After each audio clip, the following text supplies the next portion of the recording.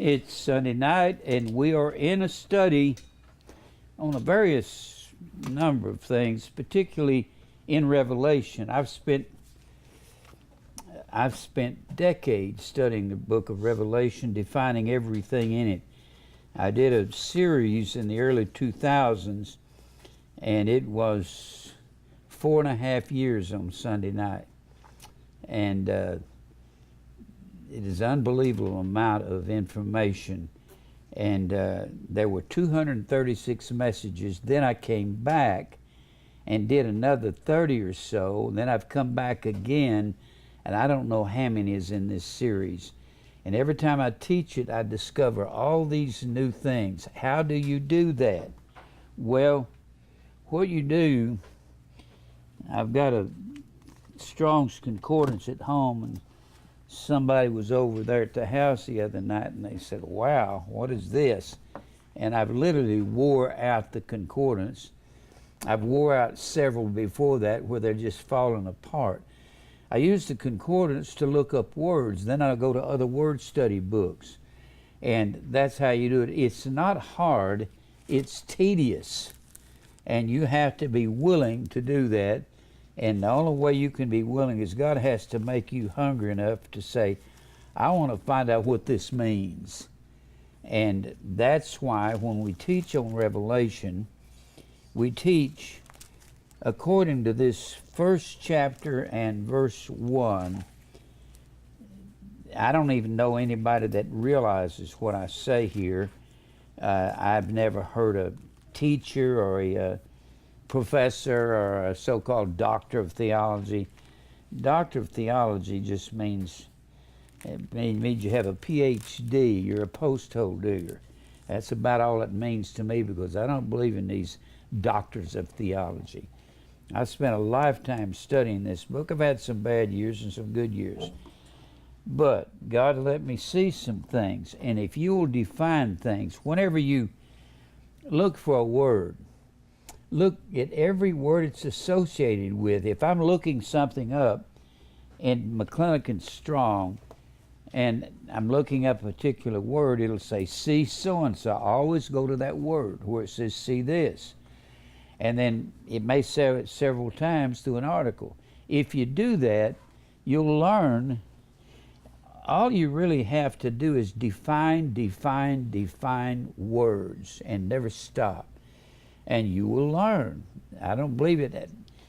I believe I've got something most people don't have, and it's not a brilliant mind. It is perseverance. I will drive and drive and drive till I can see what something is about. And a lot of times I'll do that when I don't feel like doing it. If it's the middle of the night and it's 3 o'clock in the morning, I'm laying there sleeping, all of a sudden I wake up and something comes to my mind. I get up, go upstairs to my library, and I pull a book out, look at it, read it, put it down, and go back to bed. Because I don't want to wait till in the morning. I will forget by then what it was I was thinking. Now, here in Revelation, the first chapter and verse 1, the revelation of Jesus Christ. Now, why would God give us the revelation of Jesus Christ and not make it known what He's talking about?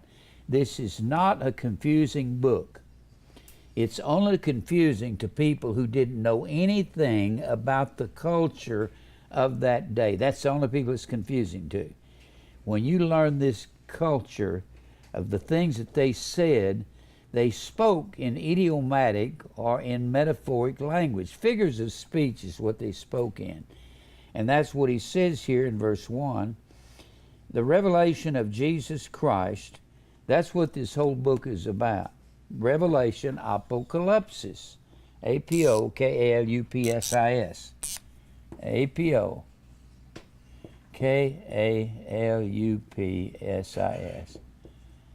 Or A-P-O-C-A-L-Y-P-S-E.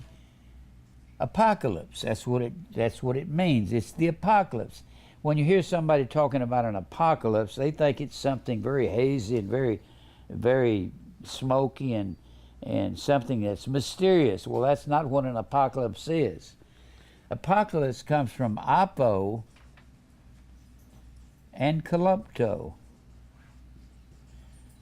This is the word revealed together. Apocalypto is the word revealed.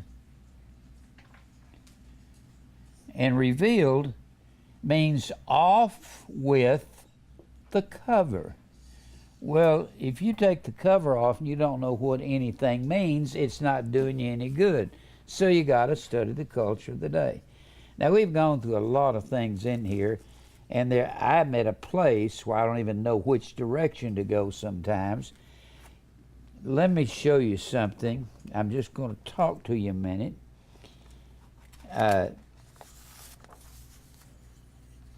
Like when you see the word, there's a guy here in town, he preaches that whenever the Bible speaks of earthquakes, it's talking about literal earthquakes. It can be a literal earthquake, or it can be a form of that word earthquake. Now you have the word seismos, S-E-I-S-M-O-S. S-E-I-S-M-O-S. Seismos. Now, a S-E-I-S, seismograph, is something that you check earthquakes, the power of an earthquake. These scientists get out there in the West or wherever they're having an earthquake, and they'll turn on all those detectors, and they'll tell you how big this earthquake is going to be, if it's a 6.5 or whatever. If it gets on up to 7 or 8, you're talking about something that can destroy a whole city. Well, they'll tell you about this, but you have to understand it's not just earthquakes. You've got the word SIO, S-E-I-O also. And these are forms of the same word, S-E-I-O, SIO and seismos. Let me erase this over here. And the more you study these words, the more you'll see it and understand it. Now let me show you what I'm talking about. There is a word over here in 2 Thessalonians. 2 Thessalonians. You have to look all through the Bible to find these things and find out what they mean. 2 Thessalonians. Let me see here. Well, I thought it was 2 Thessalonians, or is it 1 Thessalonians? Maybe. Let me see. Yeah, 1 Thessalonians. In verse 3. Huh? What chapter? Chapter 3, verse 3. No man should be moved by these afflictions, knowing that you were appointed thereto. The word affliction is the word thlipsis. That's the common word, affliction. And that word moved is a form of sio. It's a word I've got written down here, sino, S-A-I-N-O. S-A-I-N-O. It means to shake violently. You cannot come up and just say, every time you see earthquake in Revelation, it means a little earthquake. No, it doesn't. It can be a financial earthquake. It can be the devastation of our economy. And I believe that's what it's talking about a lot of the times. Let's go back over there. And this is a form of the word earthquake. Now go back over here to, you've got earthquakes all through the New Testament, but I will look at these where it's talking about earthquakes. Look at Revelation 6. This is the word seismos here. You have to apply things to the context. So look here, in context means where it is, what's been said, and what's being said. Now when he says here in Revelation 6, And look here in verse 12. 6 and 12. 6 and 12. I beheld when he had opened the sixth seal. Now there are 7 seals. The word seal is the word Sphragus, S-P-H-R-A-G-I-S. Now, if you don't know what that is, you're just lost. Well, so it means a signature. And then you have a verb form, sphragizo, S-P-H-R-A-G-I-Z-O. That is the writing of the signature, but it wasn't a signature like we think.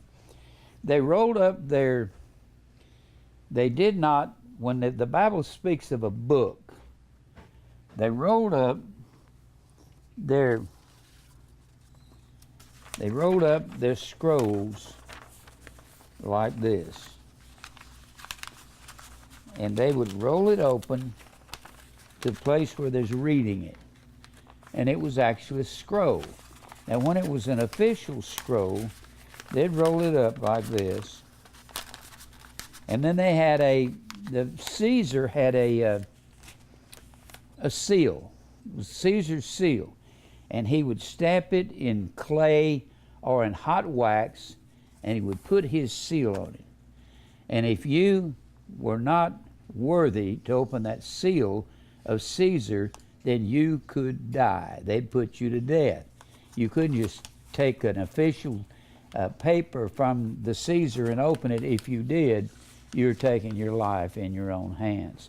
That's why they said over here, who's worthy over here in the 5th chapter, in the 4th chapter in verse 11, thou art worthy, O Lord, to receive glory and honor and power, for thou hast created all things, and for thy pleasure they are and were created. And I saw in the right hand of him that sat on the throne, 5 and 1, a book written, not a book, but a scroll. It says Biblios, but it was in the form of a scroll, Biblios. We say Bible, B-I-B-L-O-S, L-I-O-S, excuse me, B-I-B-L-I-O-S. It's our word Bible, and it means a book. But it actually was a scroll. And I saw in the right hand of him that sat on the throne a scroll written within on the backside and sealed with 7 seals. And I saw a strong angel proclaiming with a loud voice, who is worthy to open this seal? It's God's book.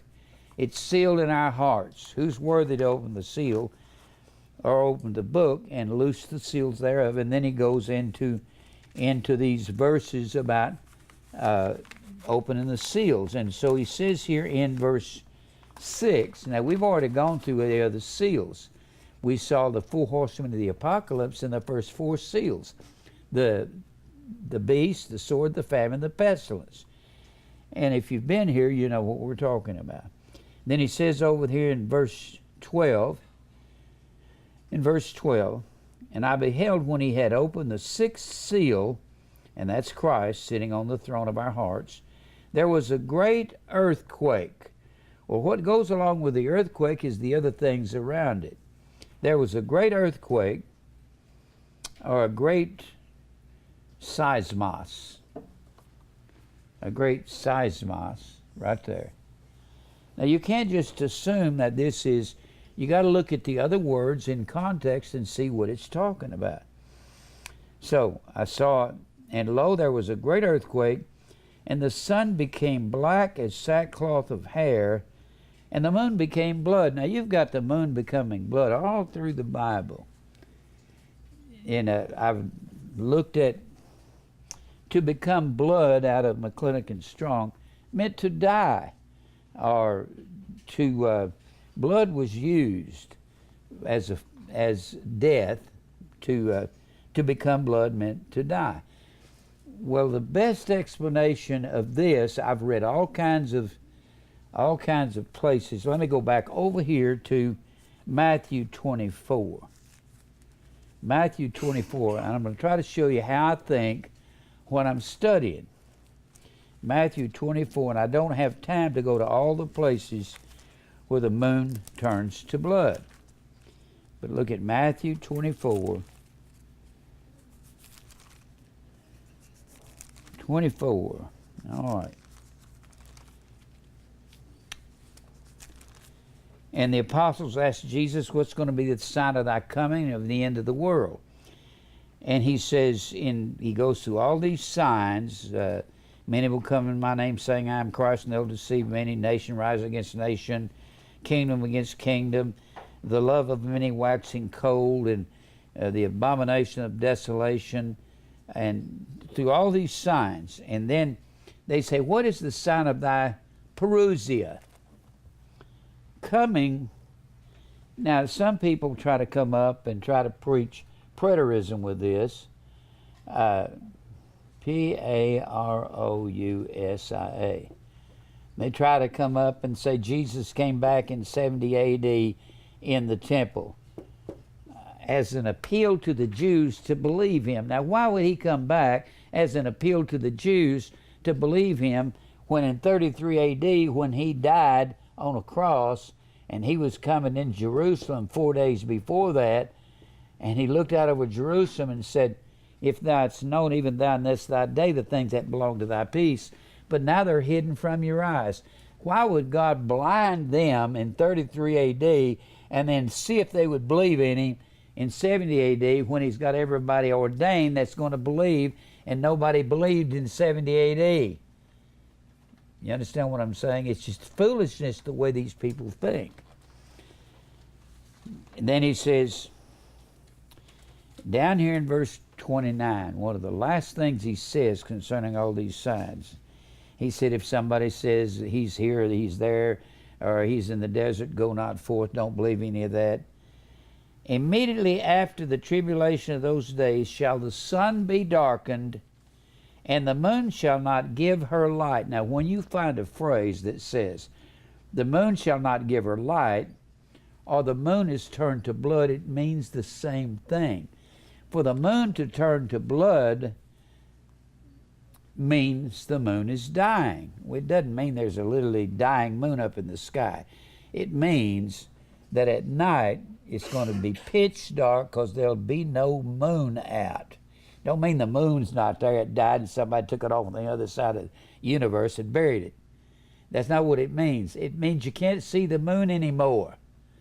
It doesn't mean it became red. It means it died. Well, if the moon dies, what's happening to the sun? The light is being blocked. It goes back to the scorpions that blocked the locusts would block the sun, and the scorpions are like locusts, and locusts. I'm thinking all these things when I'm studying. And locusts would block the light from the sun for miles. And locusts were like scorpions, and scorpions were false teachers. So when you find the darkness, anytime there's darkness, or the moon turned to blood, it means the sun's dying. The sun is a picture of Christ in the Bible. Look back over there and look back over in Micah. Back to Micah. I'll be reading along, and I connect these verses together. It's not because I'm brilliant, it's because I look at them over and over and over again. And when I saw this some years ago, I said, that's the moon turning to blood.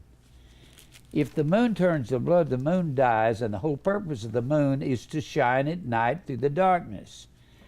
Well, if it's so pitch dark, then the sun is in a sense dying because the moon gets its light from the sun. And here in Micah, this is the figurative language that they used. You have to think that way when you're reading. Micah, the 3rd chapter, and I said, here I pray you, O heads of Jacob, and you princes of the house of Israel, is it not for you to know judgment? This is Micah talking about the judgment of God that's coming upon Israel. who hate the good and love the evil. You love all these gods that I told you not to serve.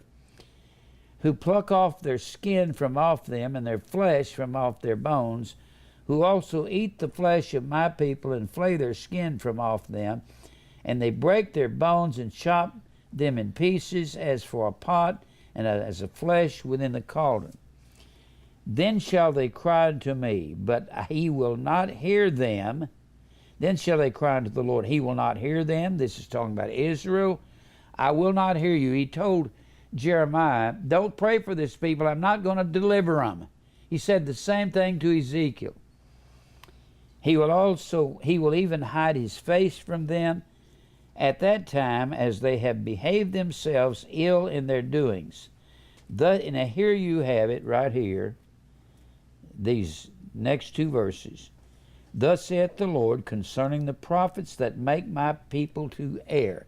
He's talking about the prophets in Israel, Israelites, making the people to err, that bite with their teeth. It means to bite or sting like a snake. Bite with their teeth and cry, peace. And he that putteth not into their mouths, they even prepare war against God. Therefore, night shall be unto you. Well, everybody gets night at night, don't they? He's not talking about that. He explains that. Night shall be unto you, that ye shall not have a vision anymore, you prophets. I'm not going to come to you and talk to you anymore while you're going over here and serving Baal and the Grove and Shemash and Molech and all those gods. There'll be no more vision. And it shall be dark unto you. It was said that when the word of God came to the prophets, they brought light to Israel. But it's going to be dark unto you, that you shall not divine, and the sun shall go down over the prophets, not over all of Israel. It's not talking about the literal sun having an eclipse. It's talking about the sun or the light's going to quit shining in Israel because they're preaching false doctrine. And the day shall be dark over them. It don't mean there's going to be a darkness in the middle of the day. It means there'll be no light, be no truth, no vision for the prophets. This is the sun turning to darkness and the moon turning to blood. This is one of the best explanations right here.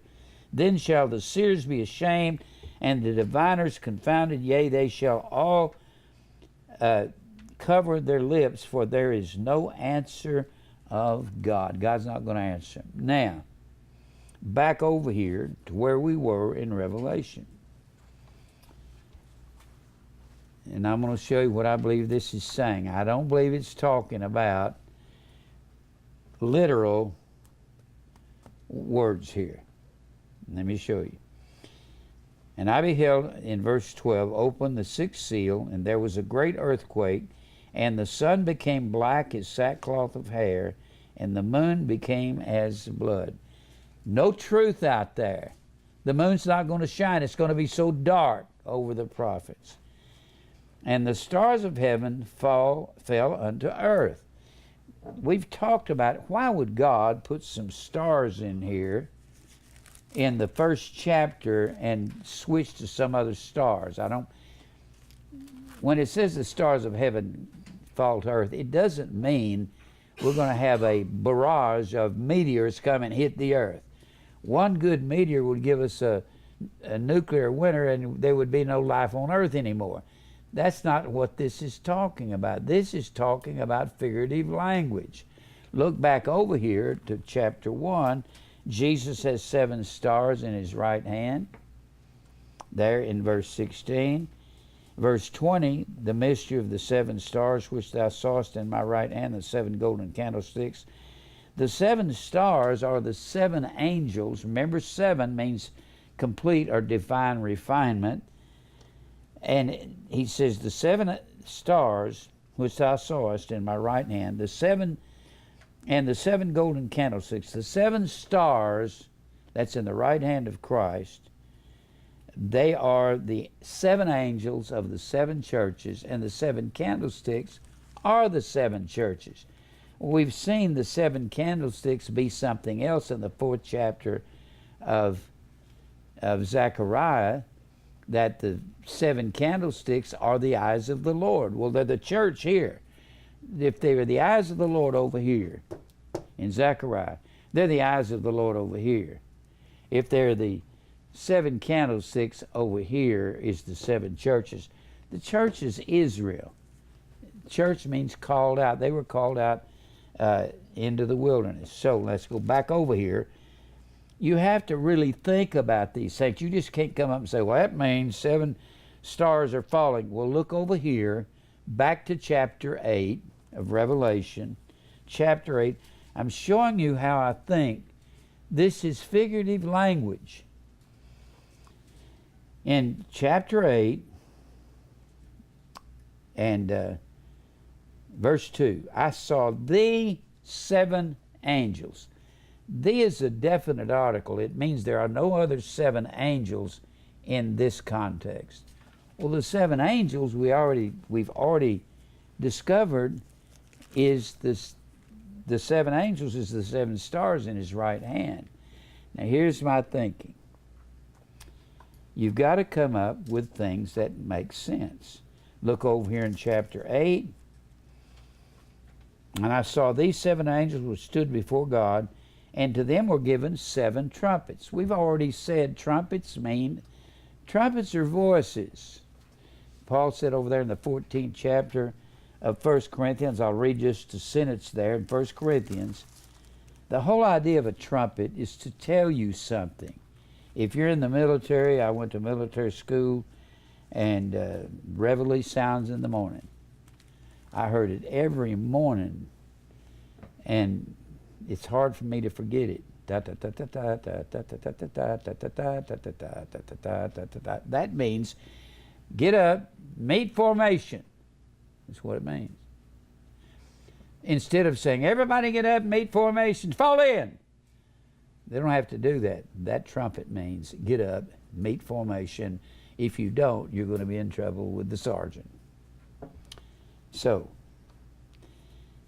and back over here in the 14th chapter, anytime you see a trumpet, think voice. Here in the 14th chapter, notice where we get the answers to Revelation. We get them through all the books of the Bible, don't we?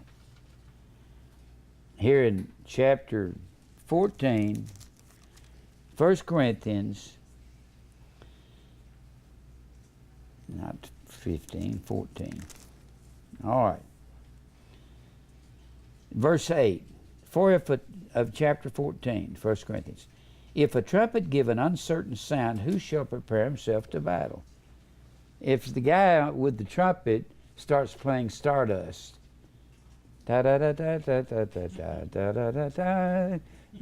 that's not meet for battle.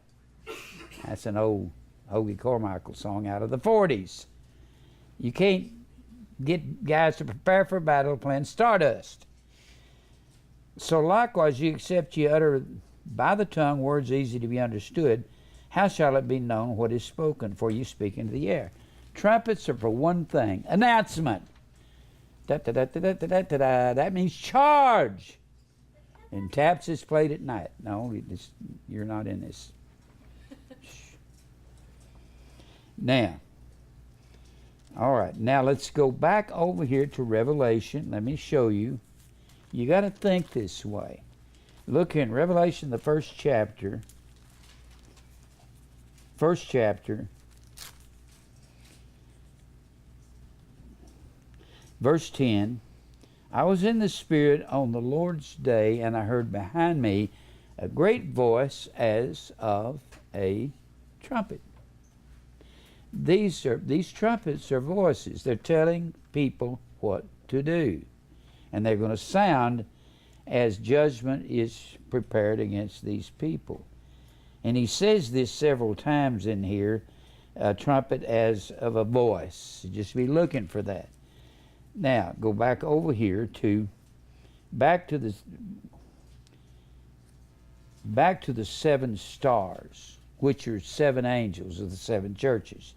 Now go back over here to chapter 8, in verse 7. The first angel sounded with his voice. Verse 8, the second angel sounded, as it were a great mountain burning with fire. You know what that is. We went through that. That's Babylon. God says Babylon has been a mountain of pride there in the 51st chapter of Jeremiah. He said, and I'm going to make you a burnt mountain.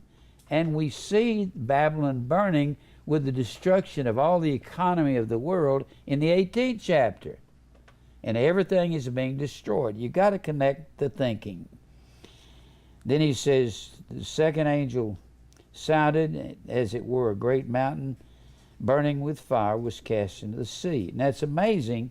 Every time you see cast into the sea, you've got Babylon being destroyed. In the 51st chapter of Jeremiah, in the 51st chapter, cast into the sea is a very important phrase, because you'll see in Jeremiah the 51st chapter, Babylon is always referred to as falling into the sea when it's being destroyed. Look at the 51st chapter of Jeremiah. Chapter 50 and 51 is the destruction of Babylon. You've got other places. That's when Cyrus comes in, marches down the riverbed, dries it up, runs the river out into the Euphrates, and that takes you to the drying of the Euphrates in Revelation. But it's a financial drying up of the economy. And that will be one of the great earthquakes. It'll be the crashing of the economy. It'll be a trembling and a shaking of the economy. And where did I say was going? Oh, Jeremiah. Jeremiah 51. Now, always Babylon into the sea. Remember the swine in Luke 8? And they ran down into the sea. If you'll say to this mountain, be thou removed and be thou cast into the sea is a Babylonian destruction term. You got to think that way when you're, that's the way you'll find these answers. Now look here at Jeremiah the 51st chapter. It doesn't have to say into the sea. It has to have the same idea and picture as being cast down into the sea. Now, you're going to get your answers from one end of the Bible to the other. I'm kind of trying to teach you how I think when I'm studying. Now here in Jeremiah the, one second here. Jeremiah, the 51st chapter. No, wait a minute, it's 52nd chapter. I'll get it in a minute. Okay, 51st chapter, verse 60. So Jeremiah wrote in a book all the evil that should come upon Babylon, even as these words that are written against Babylon. And Jeremiah said to Seraiah, which is a prophet, when thou comest to Babylon. Jeremiah is over in Israel. By this time, you get over to the 51st chapter, Nebuchadnezzar has come in, taken over Babylon. His commander-in-chief, Nebuzaradan, has offered Jeremiah freedom. You can go free Jeremiah. You tried to warn these people that we were coming. When thou comest to Babylon, and shalt see and shalt read all these words, then shalt thou say, O Lord, thou hast spoken against this place, Babylon. He's telling this prophet what to say. Where is Jeremiah? Well, over there in that 39th and 40th chapter, Jeremiah has offered his freedom. And he's over here in Israel.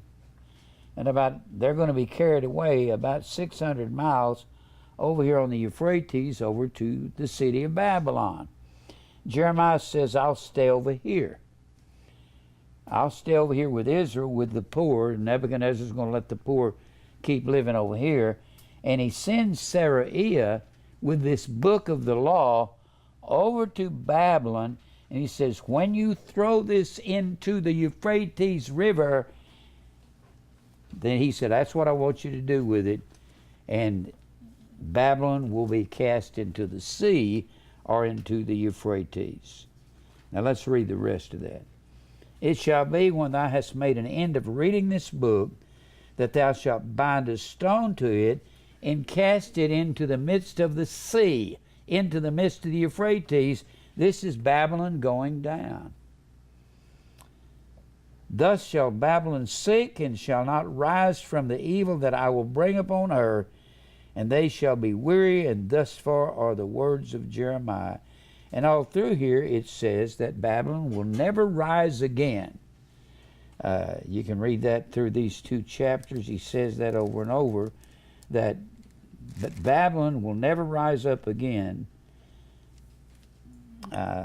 Which verse am I looking at? She will not rise, never rise again. And Saddam Hussein said he was going to rebuild Babylon on the Euphrates River. The Bible says that won't ever happen. It never did, and it won't happen. All right, now let's go over here to Babylon being destroyed in Revelation 18. I'm not going to go through the detail in this. I've already done that. It gives you a list of all the goodies of the economy crashing at the end of time. Revelation 18. Revelation 18. Babylon is fallen, is fallen. The reason it says is fallen, it fell as a literal city and an empire at one time there in the 13th, 14th chapter of Isaiah, in the 50th and 51st chapter of Jeremiah. It fell in the 6th chapter, in the 5th chapter of Daniel, and it has fallen, and each time it is expressing it that it's fallen into the sea. But that's the destruction of the economy. And when he says here in chapter 18, and it says Babylon will be burned, and she's always burned and cast into the sea. Cast into the sea is a very important phrase in understanding this. And it says here that the nations have drunk of the wine of the wrath of her fornication. What is her fornication? Her fornication is serving self. It's the idolatry of self when they said, let us make us a name. And Babylon was the mother of harlots or idolatry there in Revelation 17 and 5. And then he goes through all of these goodies at the end of time. It's already fallen in the Old Testament. At the end of time, there's going to be an international earthquake. Economically, Babylon or self is going to crash. We might be close to that right now. I don't know. It looks like with all the signs and wonders that God's bringing about. And then he goes through a list of everything that people wanted in the first century. And he says in verse 9, the kings of the earth who have committed fornication and lived deliciously with Babylon. Deliciously is the word stranos. It means in a strain. If you live in let us make us a name, and you just can't stand that you can't live in a strain, you can't handle the fact that you can't have everything you want, then you're living in this delicious Babylon. If you can't have the car you want, the house you want, this, you want the money you want, that's in a strain. And then he goes on to say, the kings of the earth have committed fornication and lived deliciously with her.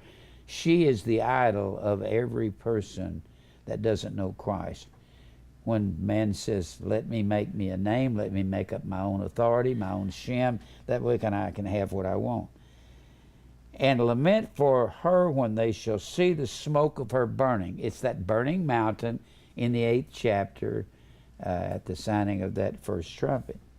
Or was it the second trumpet? Well, anyway. All right. and that watched her destruction. And the merchant and the standing afar off for the fear of her torment, saying, Alas, alas, that great city Babylon, that mighty city, for in 1 hour is thy judgment come. 1 hour means a very short period of time. Economy could collapse overnight in America. We could wake up tomorrow morning and our stock market could be down the tubes. And the merchants of the earth. Merchants have to do with buying and selling, don't they? Dillards. You can just put Dillards in there, or Macy's. The merchants at Macy's and Dillard's and all the rest of these stores shall weep and mourn over her, for no man buyeth their merchandise anymore, because they can't ship it, you can't get it in the stores, everything's going to be wrong, the gas prices are going to go so high, you can't run the trucks, we'll have a war in the Middle East, they'll start blowing up all those refineries, and like one fellow said, oil will come to America in a trickle. And none of us are going to be able to drive anywhere. And the stores, their shelves will empty overnight. I know you don't want to hear that, but that's the truth. And the merchandise of gold and silver and precious stones, and of pearls and fine linen and purple, took thousands of little mollusks off the coast of Tyre to make one garment of purple. It was a royal color, and you couldn't wear purple. If you got caught wearing it, you'd get in trouble. They'd investigate you for wearing purple. Only royalty wore purple. And silk and scarlet and thine wood and all manner of vessels of ivory, these were the best things you could get in the first century. It would be like a chalet in the Alps and Mercedes and all these big fancy sports cars and so forth, and all these IRAs and investments, all manner of vessels, most precious wood, brass, iron, marble, cinnamon and odors and ointments and frankincense and wine. You say, that don't sound really interesting to me. It did to them. They didn't have a car dealership down here, didn't have all the niceties that we have. And oil and fine wheat and beasts and sheep and horses and chariots and slaves and souls of men, and the fruits that thy soul lusted after are departed from thee, and all things which were dainty and goodly departed from thee, thou shalt find them no more at all. This is the burning of Babylon. Not a literal burning and not a literal Babylon. It's an international Babylon, and it's all going to go under, and it might be in my lifetime. The merchants of these things which were made rich by her will stand afar off, and the fear of her torment, weeping and wailing and saying, Alas, alas, that great city was clothed in fine linen and purple. It's an international, worldwide city ruled by the Babylonians, which are worshippers of money. And scarlet and decked with gold and precious stones and pearls. For in 1 hour so great riches is come to naught. And every shipmaster, every FedEx, every, what are the names of those other companies? UPS. UPS, all the rest of them. You can stick that right here. UPS and all the company and ships and sailors, and as many as trade by sea. That's how they traveled around the Mediterranean, was by sea. So you could put trucks and semis in here. Stood afar off and cried when they saw the smoke of her burning. So she's a burning mountain. Burning denotes destruction totally. Saying, What city is like unto this great city? And they cast dust on their heads and cried, weeping and wailing, Alas, alas, that great international city of Babylon that's led by America. I don't believe anybody's worse than us.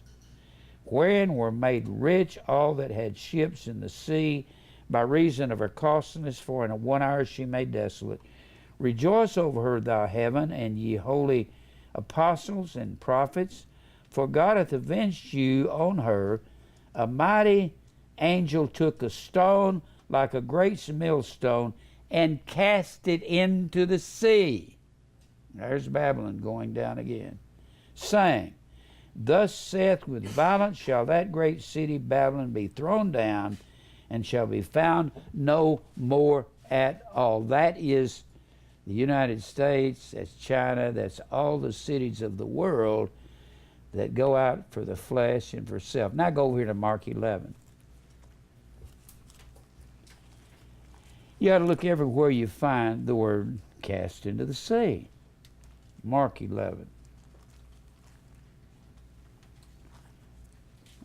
Mark 11. Sometimes it takes a lot of thinking to look at these idiomatic sayings. Here in Mark 11.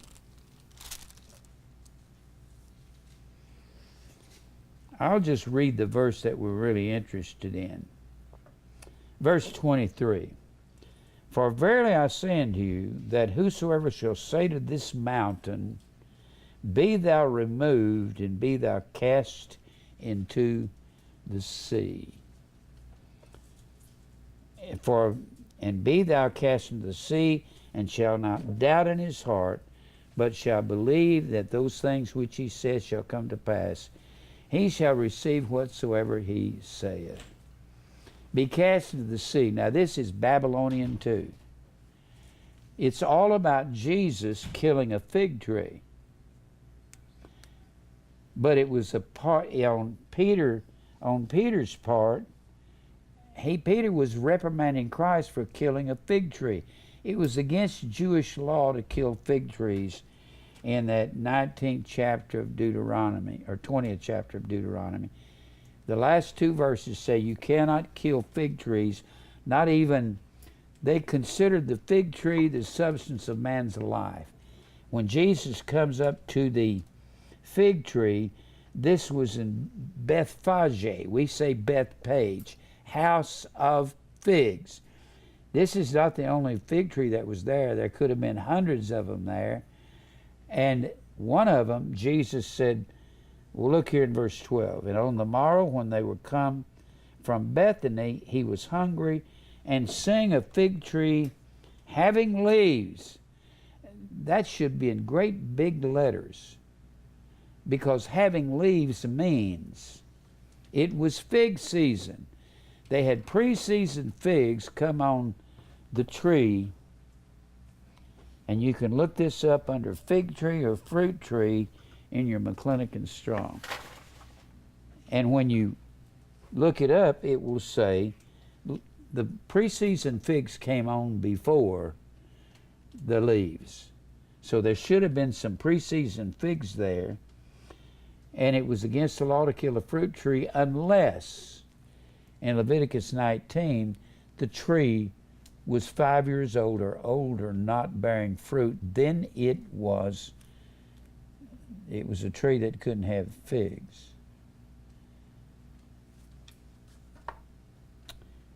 And seeing a fig tree afar off having leaves, he came, haply he might find anything thereon. And when he came to it, now why would Jesus come to a fig tree looking for figs if it wasn't fig season? It is.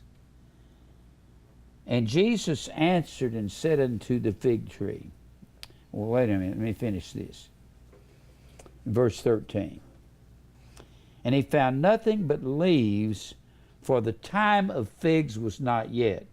In McClintock and Strong, it'll tell you time of figs did not mean time for the tree to bear figs. Time of figs means the fig harvest.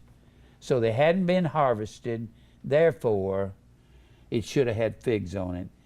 And Jesus, being God, knew how old it was. He would not have broken the law, and he killed it. And he says to the fig tree, no man eat fruit of thee hereafter forever. So he kills it, and he goes into town, cleanses the temple, and comes back out the next day. In the morning, as they passed by, they saw the fig tree dried up from the roots. And Peter, calling to remembrance, saith unto Jesus, Behold, it's a word of excitement. Ide.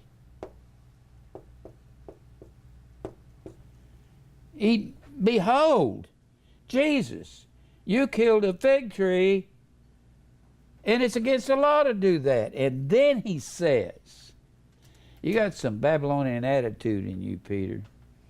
I know more about that fig tree than you do. I'm God. I know that it's 5 years old or older, not bearing fruit.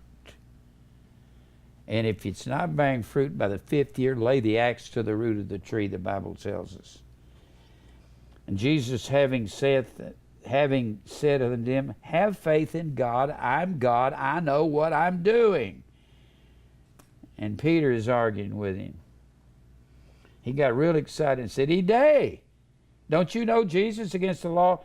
So Jesus is saying, and a mountain was a capital city, and Babylon was a capital city, and Jesus is saying, you need to get rid of your Babylonian attitude, and you agree with me. I killed the tree. I'm in charge here. You're not. Be thou removed, and be thou cast into the sea. And shall not doubt in his heart, but shall believe that those things which he saith shall come to pass.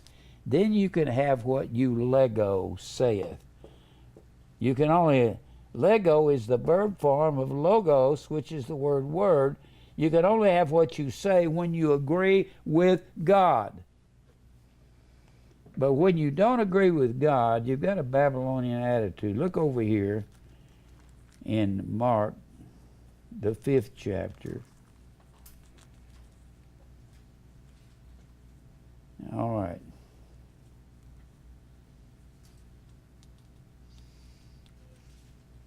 All right. Now, in the 5th chapter of, you got to think all these things together. There is a man with an unclean spirit, comes out of the tombs. He's got an unclean spirit. We've already found out that an unclean spirit and a demon are one and the same. Jesus, in Mark the 1st chapter, this is Mark's account of the man that is, it's a man that the Bible says he's got an unclean spirit.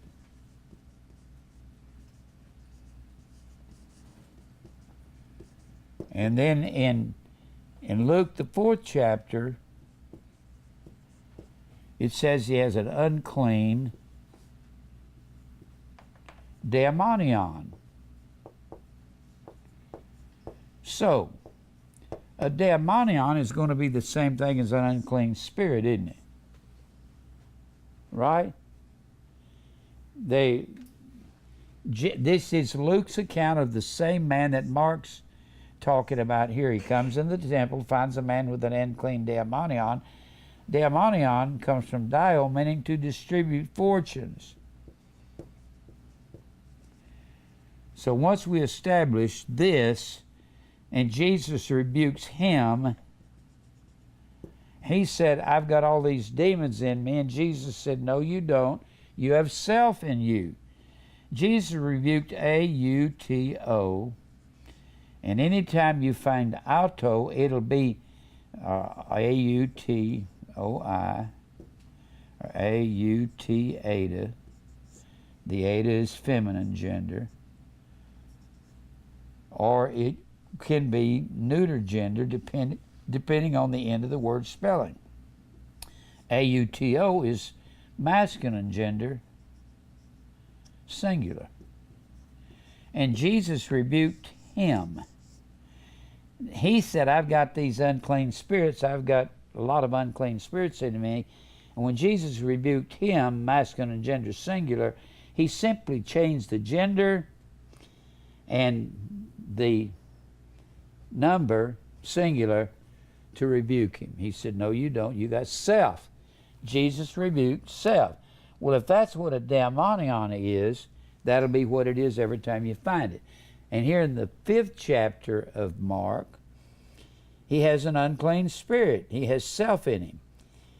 And he had his dwelling among the tombs, and no man could bind him, no, not with chains, because that he had been often bound with fetters, but it wasn't literal chains. The guy, this is the same man that you find in Luke 8. Luke 8, same man. And in Luke 8, the Bible says that he was possessed with devils in the Greek, in the English text, devils. And possessed with devils is one word. It's three words in the English. It's one word in the Greek text. Daimonizoomai.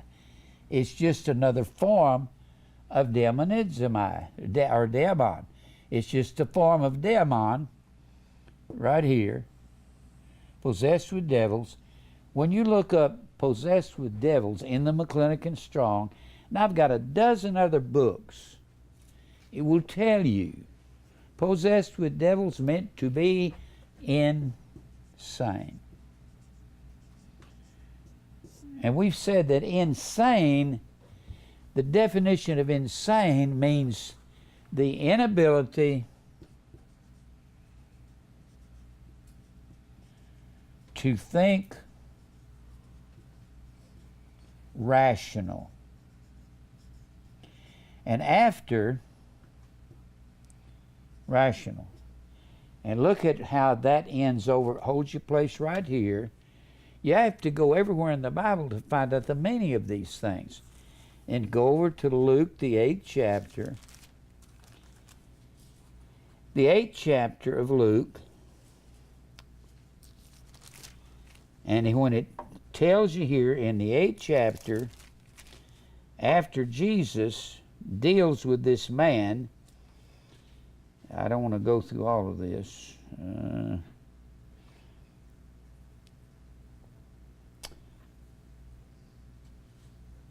Look at verse 30. And they besought him that he would not command them to go out into the deep, into the sea. And there was there an herd of many swine feeding on the mountain, and they besought him that he would suffer them to enter into them, and he allowed them. Then went the devils, daimonion, out of the man, and it entered into the swine, and the herd ran violently down the steep place into the sea, into the lake, calls it a sea in Mark 5. Into the sea, and were choked. The man was insane. That's what having self in you is. It's being insane. You can't think rational. And when they that fed them saw what was done, they fled and went and told it to the city and the country. And they went out to see what was done, and they came to Jesus and found the man out of whom the devils were departed. It's not actually devils, it's the desire for self. Sitting at the feet of Jesus, clothed and in his right mind. Right mind is the word sophroneo. It means sane mind. He was insane. He couldn't think straight before this. There's no such thing as demons. It's when you can't think right, you're into self. Then let's go back over here to Mark. I'm just pointing out certain things to you. I'm not going to go through the whole chapters. Back over to Mark 5. In Mark 5, verse 12, and all the devils besought him, saying, send us into the swine that we may enter into them. And forthwith Jesus gave them leave, and the unclean spirits went out and entered into the swine, and the herd ran violently down a steep place into the sea. There's a Babylonian attitude going on here. It's just self. That's the way they spoke in this kind of terminology. And there were about 2,000 and were choked in the sea. There were about 2,000 swine, not demons, okay? Now, let's go back over here to Revelation. You can't just read a Revelation and say, what does that mean? Well, you have to read everywhere that something is mentioned in this line. Now, go back to Revelation. I haven't even gotten but to one word in Revelation or an earthquake, and we're right in that portion right now. All right. What did I do with my paper here? Oh, here it is. Now, back to Revelation 6. This is just looking at verse 6. All right. I may have to just read some of the verses and let you see. I believe this is a financial, with Babylon going down into the sea. That is a term for destruction of a Babylonian attitude. And when you have that, you have self on your mind all the time. That is thinking irrational. That's what the whole world does. What about me? When is my turn coming? Well, you don't. Your turn's going to run out when you die. You're not going to have any turn. Now, look back here. I got to read this one more time. Verse 13. And the stars of heaven fallen to the earth. Remember, the stars are in his right hand, right? And the seven angels, which is the seven messengers of the seven churches, seven being the number of refinement, have seven trumpets, and they're sounding a voice. It's telling what's going to happen. Now go back over here to Revelation. We're in Revelation 8 right now. Revelation 8 in verse 10. And the third angel sounded, and there fell a great star from heaven, burning as it were a lamp. The star has to be one of the seven angels because they're sounding trumpets. This is very idiomatic. You have to think that way.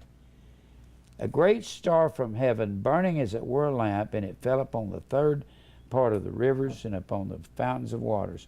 Look at chapter 9, verse 1.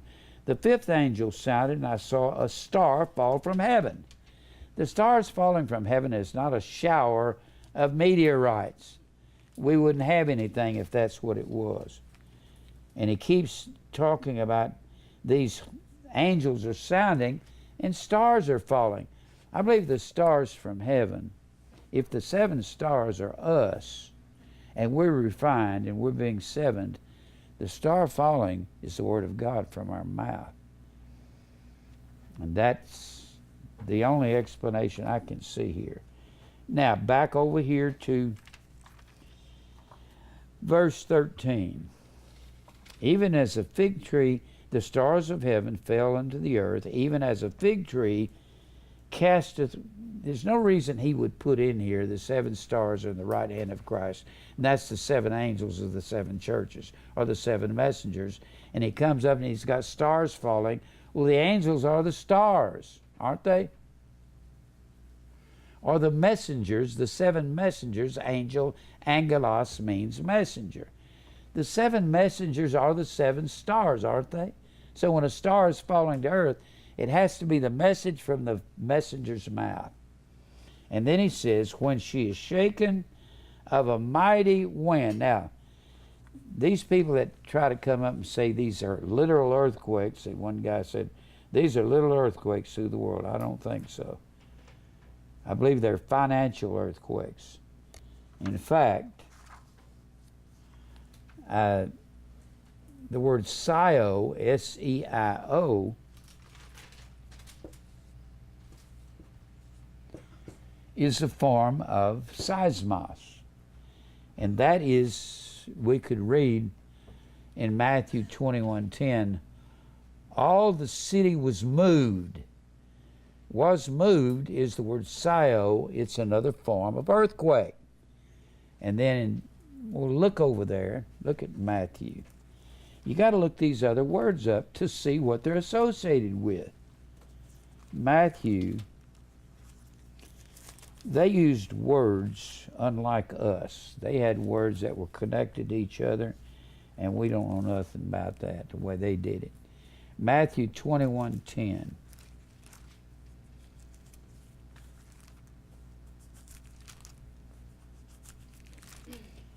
21 and, well, that's too far over. 21:10. When Jesus came to Jerusalem, all the city was moved, saying, "Who is this? This man that's doing these miracles?" And he comes into town on the young colt of an ass. Who is he? And everybody's throwing out these palm branches in front of him. That word "moved" is a form of earthquake. There was a big movement in the crowd. Who is this? Well, that was a form of an earthquake. And when you go over to Matthew 27:51, 27:51, here's this word "sio." 27:51. This is heavy thinking when you get into it like this. You know how many directions I can go with one of these words? Dozens of directions. This is like algebra. People say algebra is difficult. No, it's not. If you have a good algebra teacher, really good, and they make you memorize all the axioms and the mathematical formulas, and you get them all in your head, and it's like, Lordy mercy, look at all this stuff. And once you get them in your head, they begin to work themselves out. If the more this information you put in your mind, they work themselves out, and sometimes you'll be just going along and things will go click, click, click, and you're not meaning for it to. Just like all this cast into the sea, you'll see that every time Babylon is destroyed. And that's helps you to realize what the demons are and what they are not. Then here in Matthew 27:51. 27:51. All right. Read verse 50. Jesus, when he had cried again with a loud voice, yielded up the ghost, and behold, the veil of the temple was rent in twain from top to bottom, and the earth did quake, and the rocks rent. Now this is a literal earthquake here, but you can't always make it a literal earthquake. And then look at 28:4. 28:4. This is when Jesus is resurrected from the dead, and Mary Magdalene and the other Mary come to the sepulchre, and they say, "And behold, there was a great earthquake, for the angel of the Lord descended from heaven, and came and rolled back the stone from the door, and sat upon it." That word earthquake is that word, the first word that we brought out. It's the word seismos. And then it goes on to say, "And the keepers did shake." That word "did shake" is sio, which is a form of earthquake. They did shake, but they weren't actually earthquakes. They were men frightened out of their minds, there in verse 4. And for the fear of him, the keepers did shake. That is the word sio. It's a form of earthquake. You can't every time you see an earthquake in Scripture say that's the earth actually shaking and you got an earthquake. But you have to learn to apply these words. Then if you look at Hebrews 12:26, Hebrews 12:26, this is an actual shaking. Hebrews 12. When I'm studying Bible, all these things from all directions come in, but I've read through these things 1,000 times, and sometimes when I'm going into them, I'll get kind of lost myself trying to find my way out of all this maze that I've got taken myself into. The Bible is like a maze, and you walk through it, and you walk over here, and you see this cast in the sea, and you walk over here, it's cast in the sea over here. You get studying it, and this is Babylonian, and this is Babylonian. This is about pigs, and this is over here is about a collapse of the economy at the end of time, yet they're related. Now, where was I? Hebrews 12:26. When you study this way, you look up all these things, it starts making sense. Hebrews 12:26. I shake not the earth, only shake. 12:26. And this is the word sio. 12:26. All right. This is talking about heavenly Jerusalem, the church of the firstborn, and to Jesus, the mediator, in verse 24, of the new covenant, and to the blood of sprinkling that speaketh better things than of Abel. See that you refuse not him that speaketh, for if they escape not who refused him that spake on earth, much more shall not we escape, if we turn away from him that speaketh from heaven, whose voice then shook the earth, but now he hath promised, saying, Yet once more I shake not the earth only, but also the heavens. To shake the earth. Shake is a form of, it's the word sio. But remember, heaven and earth, heaven was the term for the ruling class, earth was a term for the ruled. So what he's talking about here is shaking the people that's ruling and shaking the people that are not ruling, the peasantry. Then he's, let me give you one more of these. Look at Revelation 6 and 13. Well, I already read this, didn't I? 6 and 13. This is where this is talking about. It takes a lot of thinking and lots of research to come up with what these things are talking about. And the stars of heaven fell into the earth, even as a fig tree casteth her untimely figs when she is shaken of a mighty wind. That word shaken, sio, is a form of earthquake. This is talking about a fig tree being shaken. That's not an earthquake, is it? No. You can't just come up and make these things what you want them to mean. So this is talking about a fig tree here. Now, let's read on down here. And as a scroll when it is rolled together, and every mountain and island were moved out of their places. Now, mountains moving out of their places is not talking about, it's not talking about literal mountains. If the Alps were moved out of their places and the Rockies were moved out of their places, then the earth would be falling apart. It's not talking about, it's talking about the rulers of the world are moved out of their places.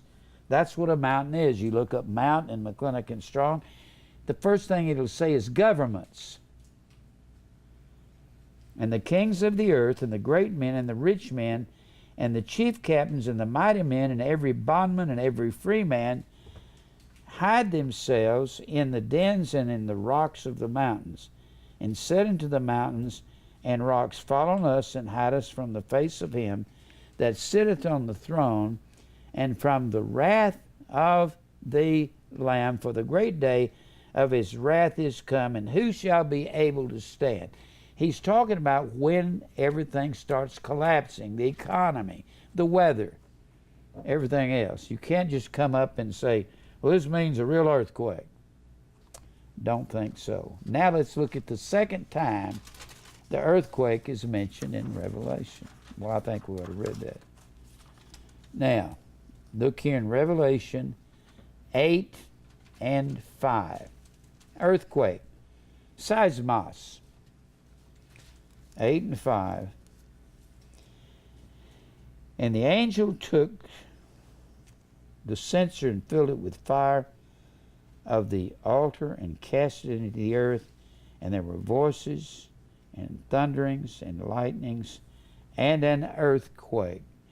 Now, this is talking about offering the incense upon the altars. And the altars, this is all spiritual things right here. It's not talking about the angel took the censer and filled it with fire. What censer? The gold censer up here in the previous verses, in verse 3. It's not talking about a literal incense being offered, because you got to go back a couple of chapters to find out that the incense offered on the altar of incense is the prayers of the saints. Remember, this is the very image, and over here in the Old Testament was the shadow. So you got to keep that in mind when you're studying. Now, let's go to the next time earthquake is mentioned. Chapter 11, verse 13. Chapter 11 is I love this chapter because it's talking about the two witnesses. And if you try to make this literal, you can't make the two witnesses literal. We know that the two witnesses, I'll just say it one more time.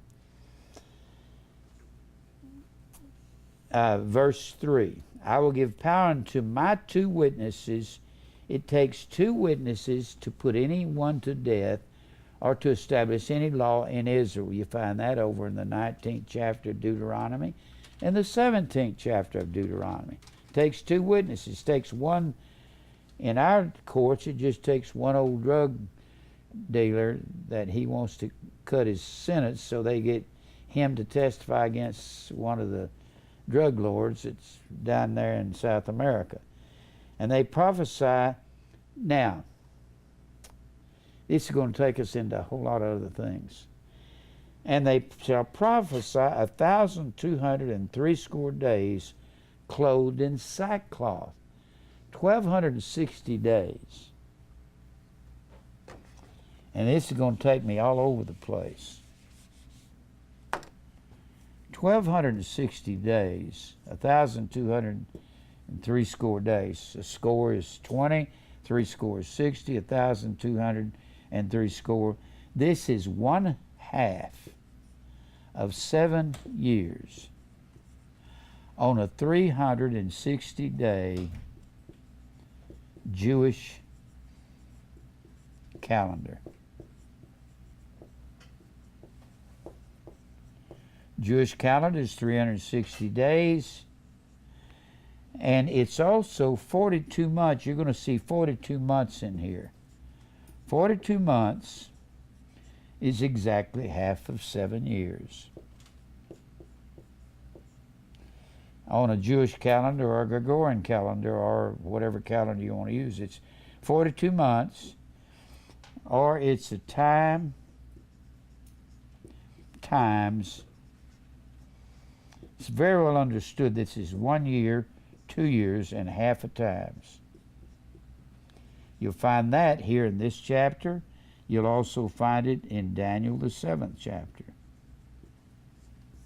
So when you get into, I've told you that 1,000 is not 1,000. 1,000 is the word kilia. It's not 1,000. If you study the numbers on this like I've studied on it, there were no zeros in the Roman numerals. No zeros. Zeros were introduced into Egypt by Egypt. They had zeros, but Rome didn't have them. So kilia can be plural or singular. If you have anything, the Jewish mind said any multiple of 10 or 100 or 1,000 is a form of the original number. 1,000 is a form of 1. It's actually singular. And 1,000 is not an adjective. What do you mean it's not an adjective? It's a noun. 1,000 is a noun if you have 5 chickens. 5 chickens. 5 is an adjective. It tells how many. Which, what kind of, how many. That's what an adjective tells. But 1,000 is not an adjective. It is a noun. And depending on the context, the writers tell us, will tell you whether it's singular or plural.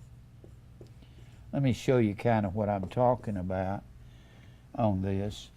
1,000 is like the word dozen.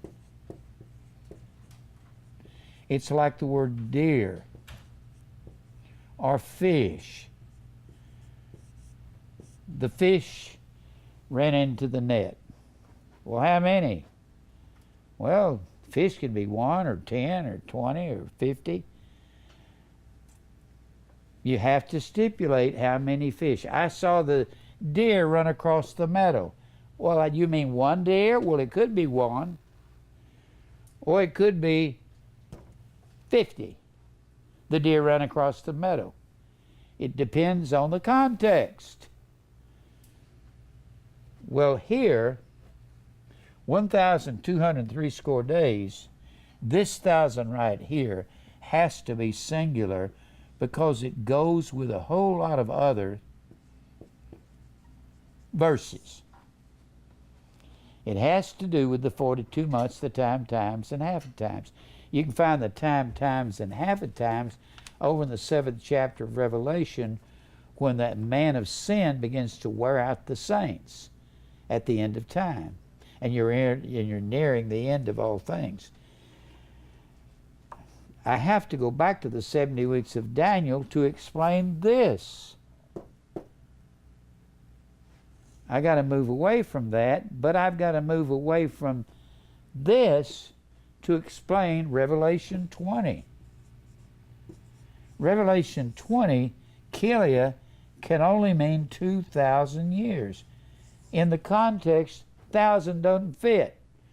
And when the Bible says Satan was bound to 8,000 years, 1,000, anytime you see a in an English Bible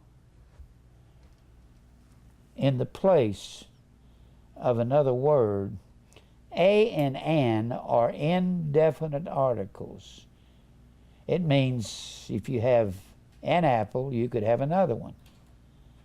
If you have a car, you could have another one. If you have the car, it's one specific car in that context. There are no indefinite articles. You've got to check the text to see what it says, especially with 1,000. And when you over there, I'm telling you, I'm confessing tonight how my mind goes when I'm looking at these things. I'm thinking of into the sea. That's why it's real easy for me to find those, because I've looked at them 1,000 times. Into the sea, into the sea, into the sea, into the sea. And it's always Babylon being destroyed. If you go back over to Revelation, 1,000 here has to be singular. 1,203 score days. Because of the context. 1,000 over here in Revelation 20 has to be plural. And they have different genders. Gosh, I don't know if I'm getting too far into this. Y'all have to excuse me. If I put on the board, sometimes I just don't give you as much because I don't want to get your brain hurting. Man, mine hurts sometimes. If I said Revelation 20 and 2, Kilia, when it says here in Revelation 20, I saw an angel come down from heaven, having the key of the bottomless pit and a great chain in his hand. Gosh, I can't read this without explaining bottomless pit. Bottomless pit. Do you know that bottomless pit equates with all of the world outside of Israel on the Mediterranean Sea? All of these beast world systems had their boundaries on the Mediterranean Sea. Let me see here. Got a better one. Yeah, here. This is the Roman Empire in that salmon color. It had its boundaries on the sea. When Babylon overthrew Israel, she began to rule over here. When Babylon was overthrown by Persia, she ruled from the Mediterranean, from the Mesopotamia, from the Euphrates River. When Persia was overthrown by the Greeks, Alexander the Great ruled from Babylon. He liked it over there. He thought that was beautiful. And then when Alexander the Great and the Grecian Empire was overthrown by Rome, then Rome began to rule from here, and this is the Roman Empire on the Mediterranean Sea. What was I going to tell you? You were talking about. Huh? Were you going to define bottomless pit? What? Were you going to define bottomless pit? Bottomless pit, yeah. Bottomless pit. It's equated with the Mediterranean, and I'll show you why. Abusos. That is the word bottomless pit. That's a stupid translation. Bottomless pit. I'll get it in a minute.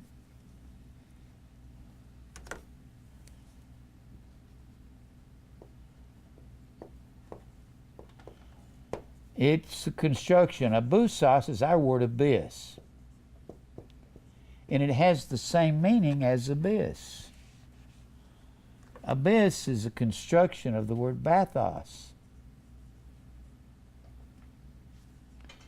Bathos or bathizo, B-A-T-H-I-Z-O,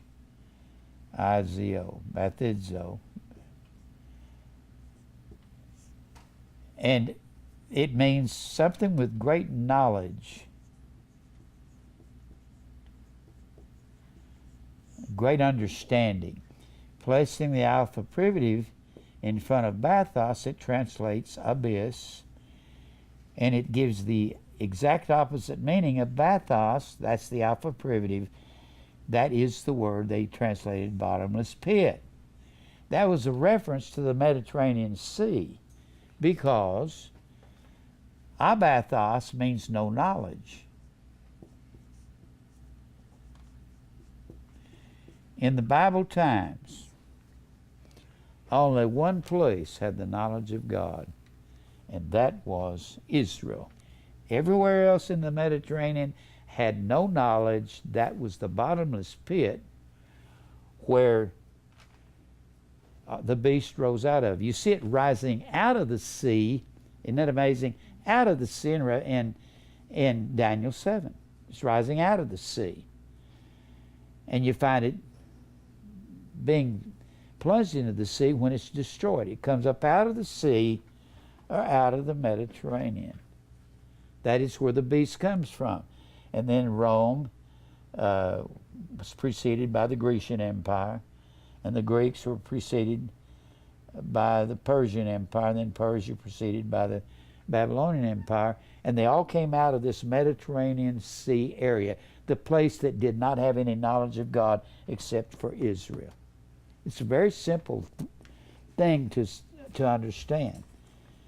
And you have 1,000 in Revelation 20 and 2, Chilia, C-H-I-L-I-A.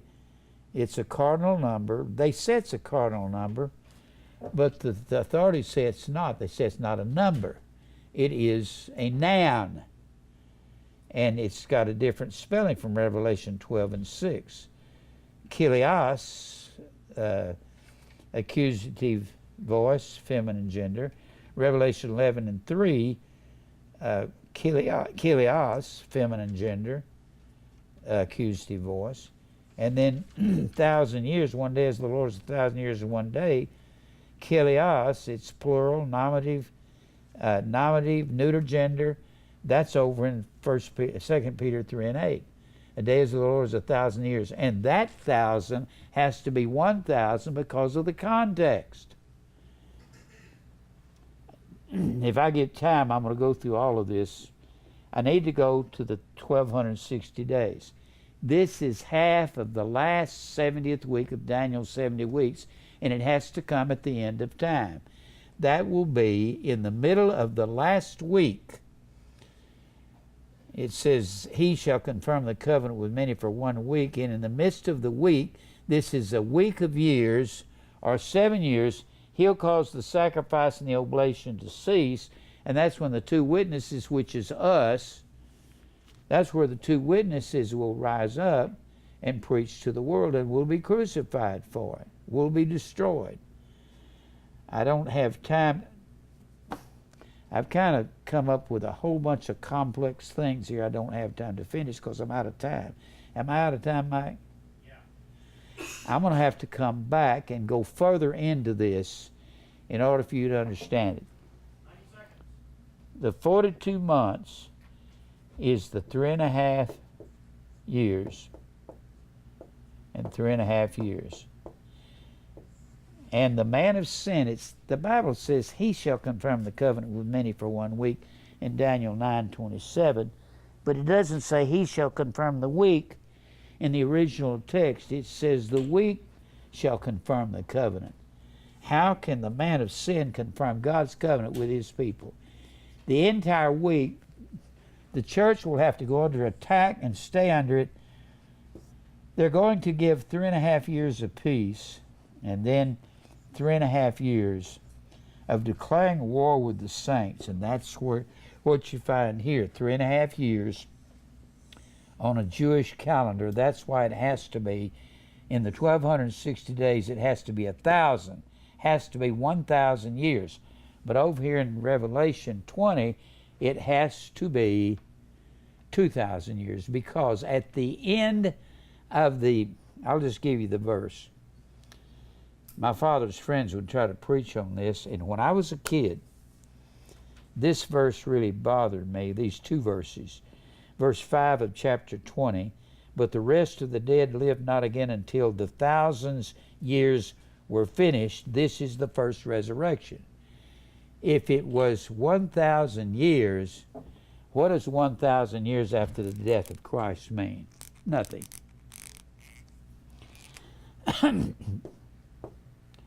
But the whole purpose of the 20th chapter, Satan is bound, forbidden, from deceiving the nations. That word nations is the word ethnos. It's the same word as Gentile. The Gentiles are given, the Gentile elect, from Acts 2 until the end of time, the Gentiles, the Gentile elect, cannot be deceived.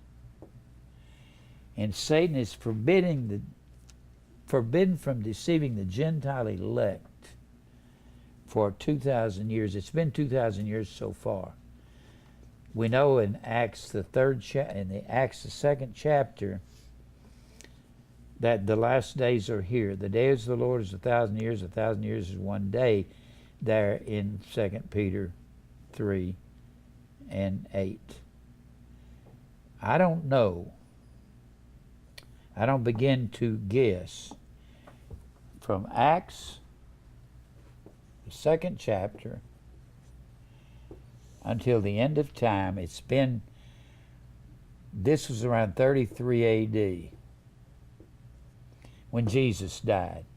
I don't know if if it'd be in the neighborhood of 2033, be the end of time, but that would be just a guesstimate, since we don't have and exactness on calendars. I don't believe it's very far in front of us before Christ comes back. And this 1,000 years has something to do with it, especially the 2,000 years where the Gentiles could not be deceived. The Gentile church cannot be deceived. Here we are in 2017, and God has been calling the Gentile elect for right at the last 2,000 years. You understand what I'm saying? I cannot say if we're right close, but I don't see how it could be much further down the road that Jesus is going to come and get us out of here. But we'll probably have to, I'm quite sure the church will go under attack. We're already under attack. You know that, don't you? The church is under attack. They're changing times and laws, like the Bible says in Deuteronomy, the 7th chapter. They're changing times and laws. They're saying that homosexuality is an alternate lifestyle. You should be able to get, with homosexual marriages, you should be able to get tax deductions and all the rest of this. They've legalized abortion. In the 50s, you couldn't even have talked about abortion being a good thing. People would say you were crazy. This is the times and laws. No man can pinpoint the end of time, but we're sitting on the verge of eternity, I believe. And it's kind of frightening, but we need to get on our faces before God and bow to Him and say, Lord, because I don't think before it's over with, we may not own our homes, our properties, or anything. We're headed towards the hardest times the world has ever seen. I was listening to those guys last night on TV talk. They sound like a bunch of jokers. We're going to fix the world. We're going to do this and do that. And we got a new administration, and Donald Trump's going to take us to party in the sky or something. Going to take us to heavenly places. No, he's not. Well, I'm run out of time, and I got so many things to say about this 1,000 and about earthquakes. I don't believe the earthquakes are talking about literal earthquakes. There could be, to a degree, about little earthquakes. There'll be earthquakes in diverse places. The earth is trembling. It's shaking, literally, financially, economically. The elements are going crazy. The elements are going to melt with a fervent heat, the Bible says. And we're living in a time like we've never lived before. Our lives, it's like I preached in this message this morning, our lives, we need to start living for Christ. We don't know how long we've got. Well, let's go to the Lord in prayer. Father, thank you for truth. Trying to explain your word is so detailed, Lord. Help us to understand. God, will praise you for all things. Fight our battles. Lead us to your elect. And praise you for it all in Christ's name. Amen. I know this is complicated stuff, but I hope you can get a hold of some of it. You've talked in other teachings about there actually being an addition of 4 to 17 years where we stand. You've talked in past teachings about we're actually about anywhere from 4 to 17 years. Well, that was according to the calendar. We don't have any reliable calendars. Right. If the calendar is true. What is this? What is it? Is this Sauce. milk, or is this yogurt, or is this? It's sauce. Sauce. It's sauce. Okay. Does it have sausage in it? Good. I hope you can begin to see, like cast into the sea. Every time you see it, it has to do with Babylon going down.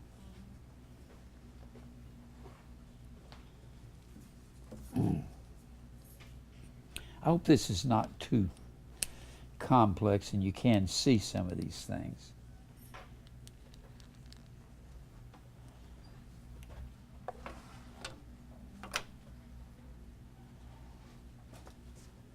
Where you going?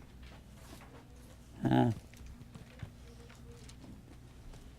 I bet you want some gum, aren't you? Yeah, I know I was you are. hoping you could give me a little insight on the verse 6:13, Revelation 6:13.